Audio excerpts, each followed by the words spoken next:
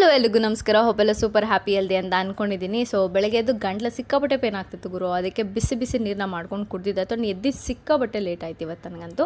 And then ಬೇಗ ಮನೆ ಕೆಲಸ ಎಲ್ಲ ಮುಗಿಸ್ತಾ ಇದ್ದೀನಿ. ಪಾತ್ರೆ ಎಲ್ಲ ತೊಳೆದು ಕಸ ಎಲ್ಲ ಗುಡಿಸಿ ಬೆಡ್ಶೀಟ್ ಎಲ್ಲ ಜೋಡಿಸಿ ಎತ್ತಿಟ್ಟು ಬಿಸಿ ಬಿಸಿಯಾಗಿ ಕಾಫಿನ ಮಾಡ್ಕೊಂಡು ಕುಡಿದು ಇರೋ ಬರೋ ಬಟ್ಟೆ ಎಲ್ಲ ಪ್ಯಾಕ್ ಮಾಡಿಕೊಂಡೆ. ಬಿಕಾಸ್ ಇವತ್ತು ಟ್ರಾವೆಲಿಂಗ್ ಮಾಡ್ತಾ ಇದ್ದೀನಿ ಒಂದು ಲೊಕೇಶನ್ಗೆ. ಹೇಳ್ತೀನಿ ಯಾವುದು ಅಂತ ಹೇಳಿಬಿಟ್ಟು. ಆ್ಯಂಡ್ ದೆನ್ ನಾನು ಕೂಡ ಹೊರಟಿದ್ದಾಯಿತು. ಆ್ಯಂಡ್ ಬ್ರೇಕ್ಫಾಸ್ಟ್ಗೆ ಬಂದು ಶಾವಿಗೆ ಉಪ್ಪಿಟ್ಟನ್ನ ತಿನ್ಕೊಂಡೆ. ಚೆನ್ನಾಗಿ ಮಾಡ್ತಾರೆ ನನ್ನ ಕೊಲ್ಲಿಗೊಬ್ಬರು.